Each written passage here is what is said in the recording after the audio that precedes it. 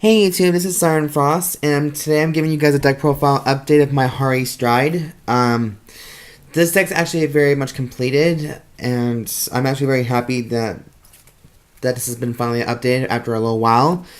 I did a recent Harri Stride deck profile recently, but that wasn't really the build I wanted to happen because there were some cards I was still missing. But I'm just happy I got this deck finally completed. All the cards are in my possession now. So I'm very much happy about that. So anyways, without any further ado, let's get on with the show. Of course, my starting Vanguard is still Happiness Collector because, well, why the fuck not? You can always go with Cat Knight, or aka Puss in Boots. But Puss in Boots just don't really do that much for me. So I personally like Happiness Collector anyways because, oh, shit. I personally like her because whenever a unit is called from the soul, you can just shove her in the soul and draw a free card and soul charge a card. So she helps you get everything ready, but only in the later games because she's a GB1 and most of my cards are Generation Break now. So that's might be a little bit more of a problem, but it's not as bad as people think it is. So anyways, she's a very good starter to me in my opinion, and she works just fine. I mean, you can always go with Puss in Boots if you want that full Magia ability, but this is my personal preference, so why the hell not? For triggers, I got 4 Tender Breeders, the heal triggers from the trial deck, just because I love the artwork. And most of my heal triggers belong into some other art types as well. So that's why I choose Tender Breeder in here. And she can go for Beast Tamer as well, so yeah. Next, I'm running a 12 crit deck, of course. I love that part about me. And I love it. And so I'm playing 4 of the Harri critical triggers, Darkside Swordmasters, just because, you know, whenever Harri attacks the Vanguard, as long as your Vanguard has Harri in the name, you can shove her in a soul, draw a free card, and your Vanguard gets plus 5,000 power. So it adds more pressure to it, unless your opponent has a perfect guard. So that sucks balls. And what I've noticed about this deck right now, it hits huge numbers, guys. Not even joking. Like almost close to 30,000, 40,000, almost near the 40,000s era. And it's amazing, like, how much math you have to do all this, but it's worth it. Next, 4 Mirabels, because I love the artwork. And 4 Poison Jugglers, the newest ones. Just because you can just shove in your soul, and you can choose any of your units on the field, and they get plus 3k. So that's cool. Next, I'm playing 4 copies of the new Harri support, Cutie Paratroopers. I usually write in her first because you want her in the soul, so that you can set up for later games when you stride. So like she comes out, Crescent Moon comes out, all that shindig. So what she does is that as long as your Vanguard has Harri in the name, you soul charge a card, and you take 1 card out of your soul and Superior Call it in the same column as her, and that unit gets plus 5,000 power. So she contains a Magia ability, which, you know, it's awesome. You know, this is a Harri deck after all. It's about Magia. And then 4 copies of another Harri support card, the Stride Enabler, Masquerade Bunny, just for that striding ability. If there's anything I kind of know about strides now, is that stride enablers are very much a necessity now. They're very much necessary. But that's just me. 4 copies of the G Perfect Guard, Darkside Mirror Master. I did try out Hoop Master at one point, but you know, I wasn't ready to fully understand her completely. So she's in my deck binder right now, and this one's taking her place until I figure out what I can do with it. But in this deck here, you need her, because she's the Undamaged Flipper, countercharge heavy. And since we have Carablast heavy cards, yeah, she's a necessity. Next, and finally, we got 2 Fire Wing Wyverns, because if this unit boosts a unit with a Magia ability, 5,000 power is added to its attack. So that's an additional 11k boosting right there. So that's it. Like I said, guys, this deck hits huge numbers. Like, I'm not even joking. I got my opponent down to at least almost close to 3 damage because he can't guard with anything from that high a power. So, you know, it really does do some damage. For grade 2, we're playing 4 copies of Crescent Moon Juggler because he's a Harri support. His ability is strange to me though. Still, it's like it's Counterblast 1 and Soul Blast 1. But in return, with the Magi ability, you Soul Charge a card. So basically, you're still plussing because you're still replacing the card that was already been put into a drop zone. So, anyways, you Superior Call a unit from your soul, and that unit gets plus 5,000 power or plus 2K power. So, and of course, then in turn they go into soul. So, yeah. Next, for grade 2s, we're playing my favorite grade 2 unit, Darkside. 4 copies of Darkside Princess. Whenever she attacks the Vanguard, as long as she's in the rear guard, she gets plus 5,000 power when she attacks. At the end of turn, at the end of that battle, she goes into the soul.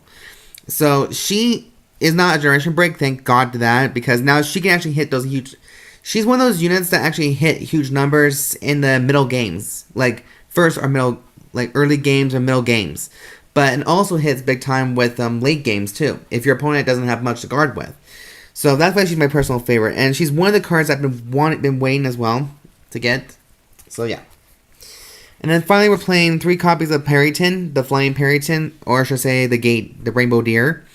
Generation Break 1 Magia is you Soul Charge 1 and you Superior Call unit in the behind him. There's no power boost or anything, but it just adds a bit more boosting in the back row for you. So. And sadly enough, he can't go into the soul, but the other one can. So, yeah. Next, for grade 3s, I'm playing my newest avatar, Masked Magician Harri. Luke here is still my avatar in a different deck, but this one takes the main stage. Generation Break 2 skill is whenever Harri attacks a Vanguard, you can Superior Call 1 unit from your soul, and it gets plus 3,000 power in the turn. And next, with his Stride skill, you Counterblast 1 and you Soul Charge 1, and you choose 1 card from your soul and gets plus 5,000 power into the end of battle, into the end of turn. And at the end of the turn, goes back into the soul. So that's why I love the Magia ability, just because, you know, all the units that you really do need are going back into your soul, no matter what happens. So that's why Magia is a plus to me. So thumbs up for Magia. Next, for the final grade 3s, we're also playing 4 copies of the newest Magia unit. Is 4 copies of Flying Manticore. He is the newest baby of my army. His non-GB skill is Counterblast 1, use Soul Blast 1. Whenever he is called when he's placed in the Vanguard circle, if you pay this cost, you can look at the top 5 cards of your deck and choose 1 card with Magia ability, and you can place it into your hand. So basically, if you get Harri, Cutie Paratrooper, Crescent Moon, or even him for that matter, you can actually, you know, stride in your next turn, or you can actually use some more hungry powers. And his main skill is Generation Break 1, you can't only Counterblast 1. His Magia ability. Whenever this unit's attack hits the Vanguard, you can choose 1 card from your soul and you Superior Call it. And it gets plus 5,000 power in that turn. So this effect can actually work in the rear guard. So that's why it's a big plus right there.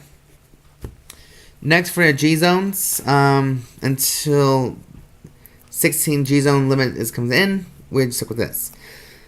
I'm playing 2 copies of Dragon Masquerade Harri because these are the only 2 I have access to at the moment. His skill is the most deadly of the bunch. His Generation Break 3 skill is you Counterblast 2 cards and choose a card from your side of the field and put it into place in the soul. Then you can Superior Call up to 3 units from your soul, and in exchange, you get to choose 2 of your opponent's rear guards and put them in the soul, and force them to go in the soul. So if your opponent has, example, 2 interceptors, you can put those 2 interceptors in the soul, and that means your opponent has to guard with everything from the hand. So that's why it's awesome. And at the end of the turn, it goes back. They're all going to go back into the soul. So yeah, I like that idea. Okay, and then next one we have the newest addition to our family. 2 copies of Curtain Call Announcer Mephisto. His skill is he gets this new power. So you flip a copy of.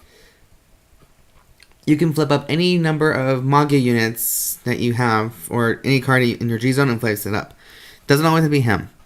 So this unit provides 1,000 power for every face-up Curtain Call Announcer Mephisto in your G zone, and you can choose up to 1 card from your soul for every 2 face-up cards in your G zone with the Magia ability. So it can be any Magia unit, so that's awesome. choose the card, call the chosen cards to separate rear guards. And those get 5,000 power until the end of turn. Put the units back into the soul. So that's what I like about him. He can also feed off Harri's, Magia as well, in order to get like 2 rear guards off. So you can flip him up and have Harri as your face-up card, so you can have an early generation break 3 in the games. So that's why he's an awesome card. And once G Guardians come out with the 16 G Zone increase comes out, then I might be running 4 of him because Mephisto is a beast on his own.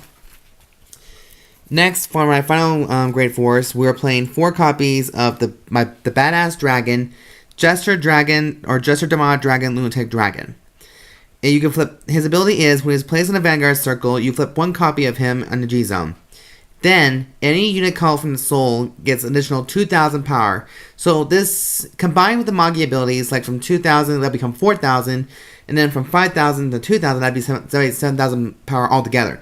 That's why I'm saying when this deck hits huge numbers, this deck means it. And Generation Break 3 skill is, he gets +1 critical when he attack. So, at all times. Not all times, but just for that turn. So, that's why he's the main, main ace in the deck as well. In case you're in trouble with Harri or Mephisto doesn't kick out, Jester Dragon's always a good pet to have. So, anyways, guys, that is my newest and my most completed deck profile of Harri. And I hope you guys like this deck the profile, and hope you guys enjoy it. And as always, guys, there will be a full deck list in the description down below.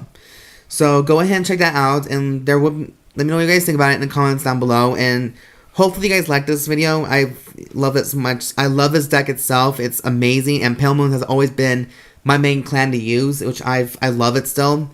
Even though I'm using different clans, this is the only deck I'll probably bring to Team League or Regionals if I ever, go someday. But anyways, guys, this is all I'm going to be saying about that. And thank you guys for watching, and thank you guys for being huge supporters, and thank you just so much for everything. And again, guys, this is Siren Frost, and thank you guys for watching. And don't forget to subscribe. Please subscribe, like this video, thumbs up for it, and comment, rate, the whole shindig, right? Anyways, guys, hope you guys have a great week, and I'll see you guys in my next deck profile video or my vlog episodes. And yeah, have a great week, guys. Talk to you guys soon. Bye.